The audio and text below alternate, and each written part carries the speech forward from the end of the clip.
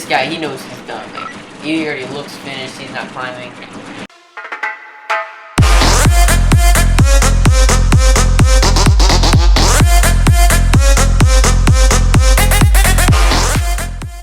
Welcome back to the Bro Streams channel, and today I'm playing some Wings of Duty again, and this video was requested by Camping Gamer, and he wanted me to do a P-40 Warhawk review, so that's what I'm going to do. And I've got to say, I really like this plane. Like, even though it's a low tier plane, I really like it. And this was one of the most produced planes in World War II. So I mean, it must have been good if they produced it that much. So let's hop into a realistic battle. So to be honest, this plane actually really surprised me with how it flew, because I've never really flown the P-40 before, or never even thought about it or anything. I just had it sitting there. So when you told me to do this, I was like, why would someone want to see the P-40? Maybe that's the only plane he has. So I didn't really think this was a good plane or anything, but it really surprised me. This plane is outstanding. Like, even though it's not the best, it's still really good for its gold price. And if you use it really good, or if you use it correctly, you'll get a lot of kills with it. So let's go see if we can find any action. So like all American planes, the first thing you want to do if you don't have the altitude advantage is to go head on head. So that's what I do here. And this is a Claude right here. And I didn't feel like this guy really wanted to dogfight with me, and if he did, I could probably outturn him or find something to do to get rid of him, like climb or something. Because this plane actually has a really low stalling speed. It's around 50 is when you start to really lose control. And this thing is equipped with 6 50 cals and 200 pound bombs and a 500 pound bomb, so it's pretty heavily ornamented. And some weird glitch happened here, but I still got him. It actually, I don't know, it was pretty cool. And you can just see his tail flying to the bottom, just like floating down, which actually looks pretty cool. They did a pretty good job with the physics in this game. So the inside of the plane isn't really complicated. You just have your speedometer and stuff. It's really easy to find. But this plane is a pretty slow plane. Like, it's on the slower side with acceleration wise. You'll probably average around 300 cruising, but you can go all the way up to 600 if you're going for a dive. And then here's just a bomber. So yeah, let's go see what we can find. So let's see how much damage 700 pounds of bombs can do to a cruiser or aircraft carrier, whatever you call it. I'm going to go ahead and drop my bombs here and pull out. And as you can see, it pulls out pretty well because of the slow speed. And it's a pretty good hit too. I basically disabled that one. So that was a really good shot, and I got me a couple kills. So yeah, let's go find some more action. Now let's get into the don'ts of this plane. Now because this plane is very slow, you will not out-climb a 0, even if you have the altitude advantage in some cases. So just be aware, don't pull up until it's absolutely safe. And we both got killed here. He got shot by AA, and I just got blown to pieces by his 20 millimeters because I made a fatal mistake, and that was trying to turn with him. Don't turn with him, don't climb with him. Always just get out of there if you just can't hit him. And there's him falling in the background right there. So I got to see that at least. But anyways, when you're fighting, just don't try turning with any Japanese plane unless it's like a Claude or Kate that you could probably deal with. And you might be able to outturn KIs.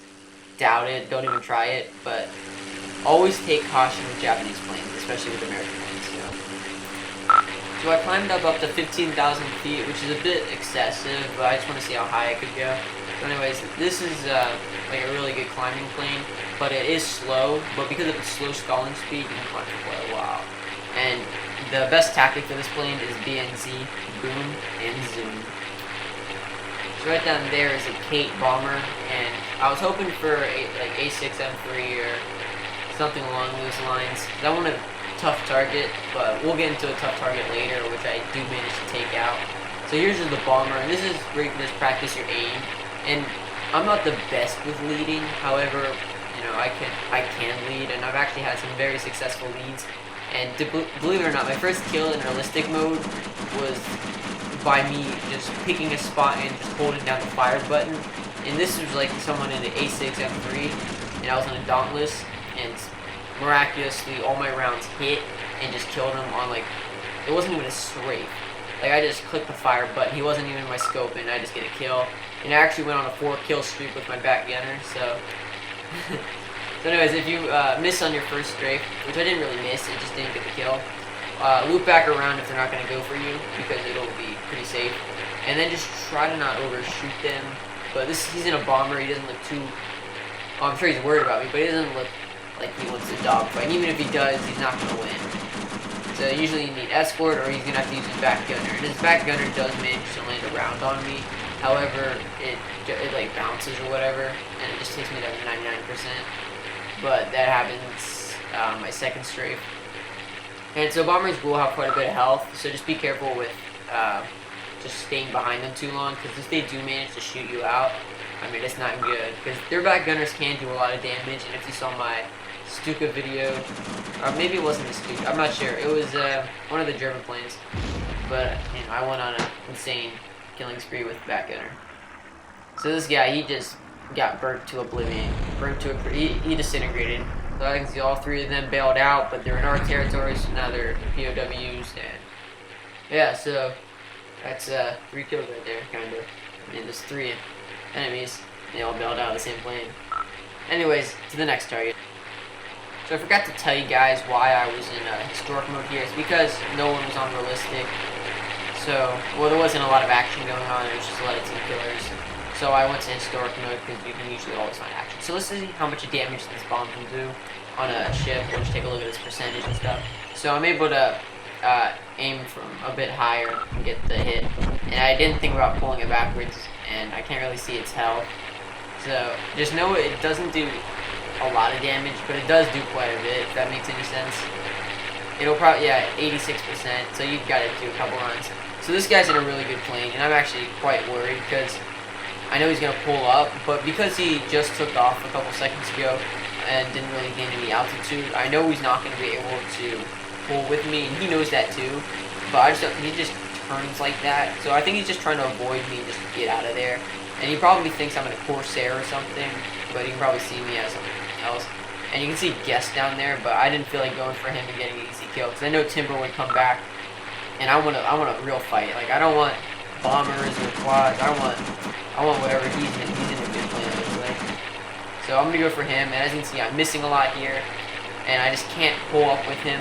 And what most pilots will do, which is very fatal, is actually pull up with him, which you can see me kind of doing. But you should always go a little bit further, because otherwise they will just turn it like that. And as you can see, I pulled him a bit too early, so he's getting shots off.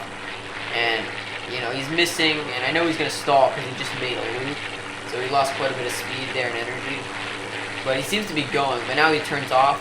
So now that he's low on speed, I might as well turn and get him while he tries to recover. And as you can see, I'm going 50 miles per hour, and 50 miles per hour. And I wasn't even stalling yet. Like, if you go any more than that, you'll fall into a stall, but you know.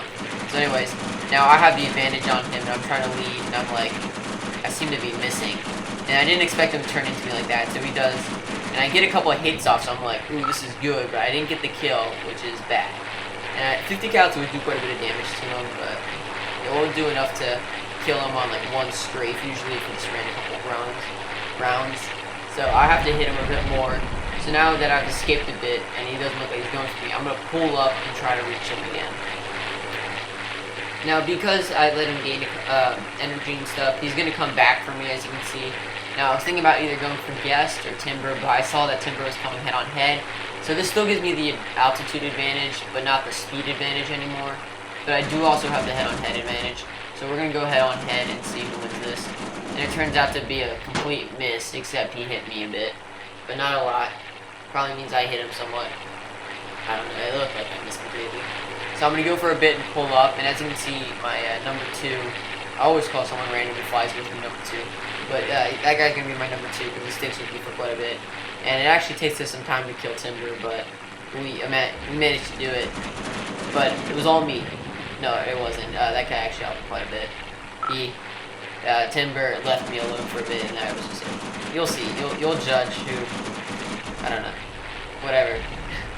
I don't even know where I'm going with this. Cut.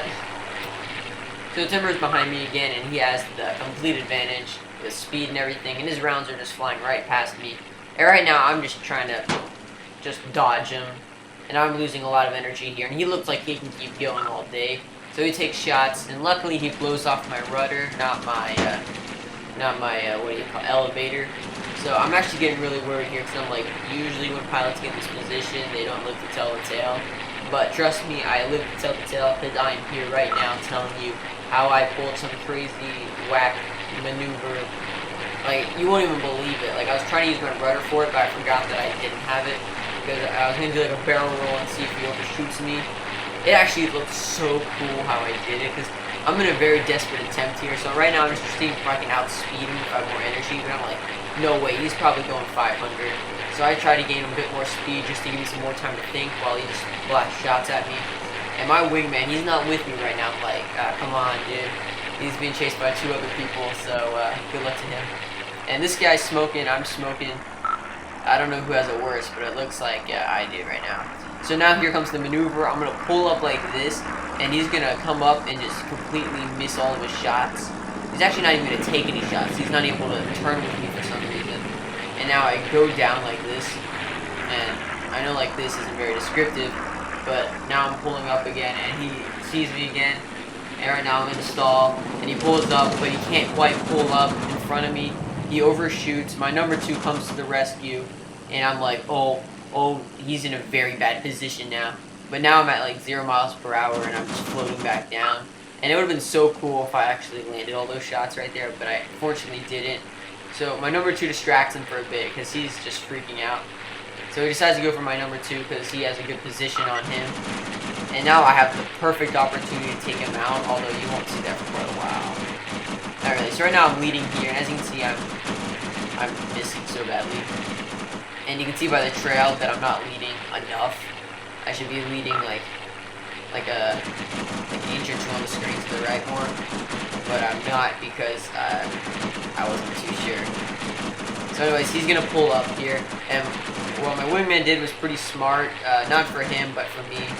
Actually, maybe even for both of us. But I mean, he's taking shots at. So now I'm landing a couple of hits, and boom, like that, he's gone. He's on fire. He's crashing back down. He blows up. And I know I'm showing you a lot of the dogfight, the boring part, but I mean, it's tactics, guys. You gotta know your tactics. And this is tactical. So yeah. So I'm wounded, I'm low on fuel, I need to go back. But then all of a sudden, this guy, he wants to mess with us. Actually, I don't think he does. I think that I just decided to mess with him because he's on the way to the base and I'm on the way to the base. So yeah, let's go see what we can do with this guy. So I'm not really sure if you guys like longer episodes or not, so let me know about that because there's a lot to talk about, but it takes up time. And if you're more in it for the action, just, you can skip through it. If you want to hear the tactical parts, just listen to what I'm saying, or if you choose not to, what you think. I don't know what I'm doing. But right here, I don't have the altitude or speed advantage on him. He's actually in a better position because I can't land my shots on him or pull hard enough to get him.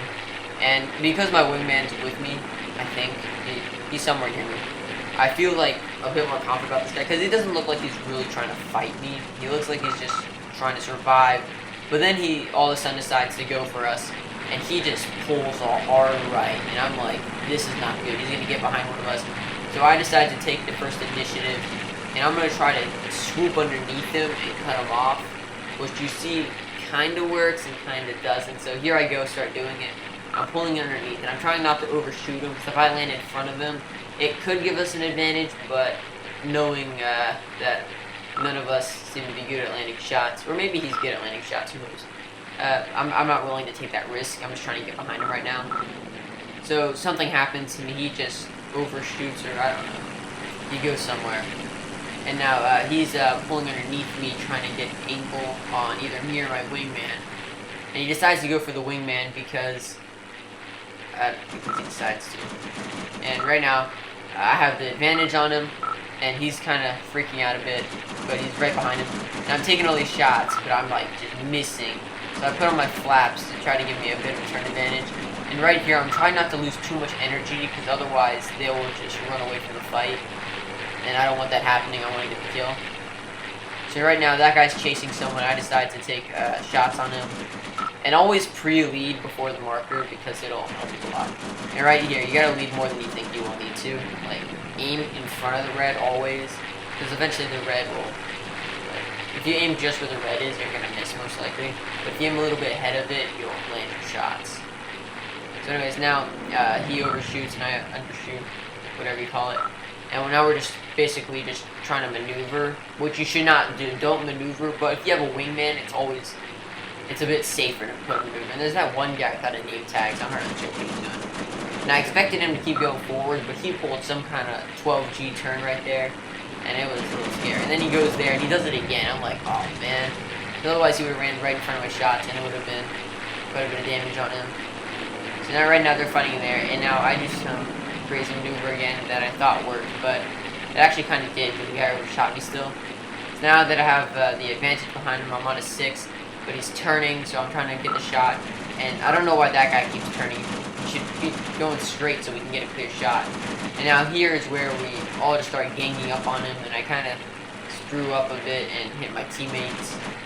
Kind of, I don't... He's okay, like, the pilot was okay, but, you know. So I landed a couple shots there, and we're just picking at him, peppering him. And this guy, he knows he's done. Like, he already looks finished, he's not climbing. And as you can see, I just kind of shot my teammate a bit. But he's okay with it, I mean, we're cool and everything. And I think I just shot him there again. But anyway, he goes down by X. Oh, it's a face. I just realized that. So anyways, yeah. That's the tactical P-40 guide. I hope it helped you, and I hope you're okay with the longer video. I literally only cut off... No, I cut off quite a bit. I filmed for like 40 minutes because it took me so long to get all the footage. And if you're wondering how long it takes me to make these videos, it actually takes me some good time. It takes me between... Yeah, I'd probably say a little over an hour, maybe an hour and a half. Sometimes even 2 hours. So I am putting a lot of time into this.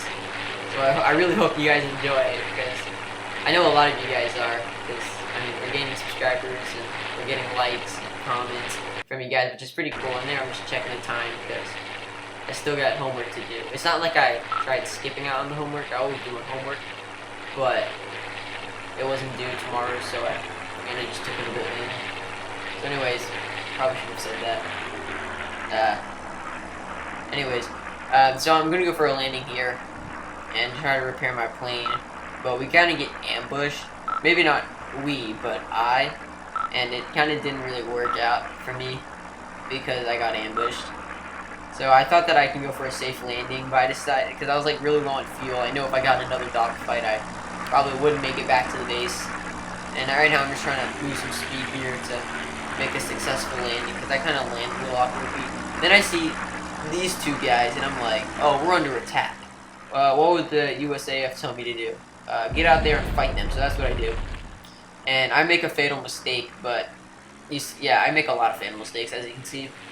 So I wasn't really using my awareness too much, and I kind of got blindsided by that guy with the different language name.